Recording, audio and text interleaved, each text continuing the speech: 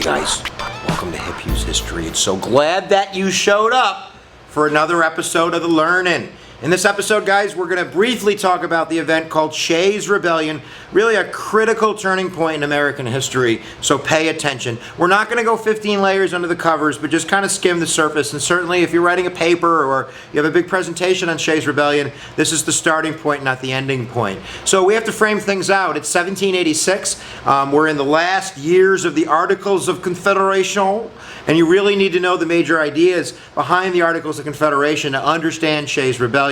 So in class, I do this a lot. I'll just kind of grab a little piece of a paper here, and I'll remind you that the definition of federalism is when we take power and then we divide that power, and some of that power goes to the federal government and some goes to the state government, so we have this sort of balance. Under the Articles, we divide it a little bit differently. Rather than doing what's called dual federalism, or kind of evenly split federalism, I'm going to just kind of go federalism is the division of power between the federal government and the states. So this is the federal government's power. And we certainly understand why it's like this if you're coming out of the tyranny of Great Britain. The federal government wasn't trusted. We did not want a strong federal government. And certainly if you watch the AOC lecture I've done, you'll learn that it's inflexible and there's no power to tax. There's no monetary system and there's no president. There's no court system. There's no coining money. So there's all of these kind of intrinsic weaknesses of the Articles of Confederation that were really, entrusted to the states. It's a confederation rather than a strong union. So in a sense, we're playing with the other states on the team, but we're not really a unit and a team yet.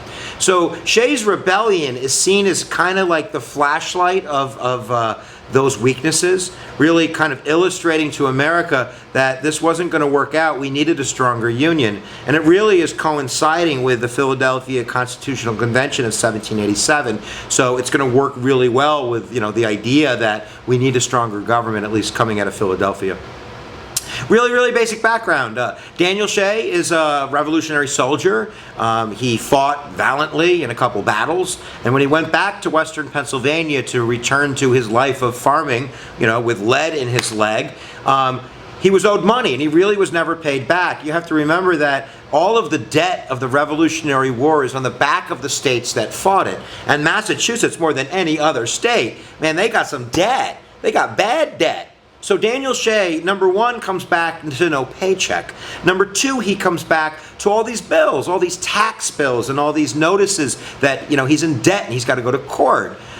Really, there's root causes of that too, and it has a lot to do with the demand for hard currency from Europe and trade routes and such. And the merchants that lived in kind of the richer part of Massachusetts, the eastern seaboard like Boston and such, they're turning over their need for hard currency to their customers out in western Pennsylvania, and they don't have hard currency. They don't have cash. They would trade with goods and things like pigs and chickens and stuff like that. And the merchants in Boston, they don't want pigs and chickens. They want they want money.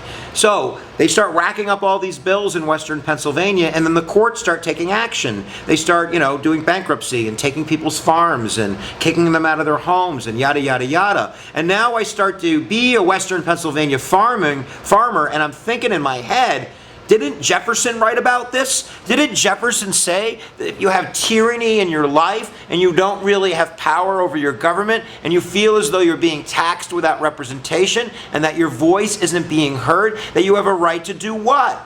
Bam! You have a right to revolt. So Shay organizes people like him, other ex-soldiers and people in debt in western Pennsylvania, and they start to use that mob power to shut down courthouses, to stop proceedings, to stop them from collecting money and declaring bankruptcies. They're taking direct action, and they end up going to the eastern seaboard, to the capital, to demanding that their livelihood is protected. Thomas Jefferson even wrote a letter, he was ambassador to France at this point, where he said that, the tree of liberty should be replenished with the blood of patriot and tyrants, that it's nature's natural manure. So he likes this concept, but not everybody is like TJ. They're not all anti-feds. You got people that are really worried about the confiscation of power, worried about mob rule, worried about constant revolution. Guys like Sam Adams, you know Sam Adams beer? Sam Adams kind of facilitated the passage of something called the Riot Act during this. And he basically is going to suspend habeas corpus. He's going to throw these bums in jail without notice, without trial. He was even for the death penalty for these guys, and 2 of them actually ended up hanging from the nooses. At the end of the day, it's going to be a failure. The Shays Rebellion doesn't work out. Shay was finally arrested. He was pardoned later down the road. It's really not about the specificity of the outcome of that event, but more of kind of the illustration of the weaknesses of the articles. This is really a wake-up call. I'm not going to say a wake-up call for most Americans. Most Americans don't care, or most Americans might sympathize with Shay, but it's certainly a wake-up call for those who hold power, those who own land, those merchants and those manufacturers. I didn't mention this before, but the army that crushed Daniel Shay was a private army financed by the merchants, because they want to make sure that their bills are going to get paid. At the end of the day, the big lesson, though, is that those ruling class people are going to use this episode to convince Americans that we really need a stronger government. If we don't have a stronger government, we're going to have constant revolt, constant revolution, constant blood in the streets. Babies will be eating babies. It would be bad. So Shays Rebellion illustrates the weakness of the Articles and launches the United States into the Constitutional Convention, where we're going to build a stronger Constitution and hence a stronger Union. So there you go. Stick that in your pipe and smoke it. Shays Rebellion. You shouldn't smoke because it causes bad things to happen to you. All right, guys, where attention goes, energy flows. Pay attention all the time in this world, because it's the only weapon that you wield all the time. We'll see you next time. Check out the links below. There's really cool links. You're going to learn so much. I can't wait for the learning next time. We'll see you then.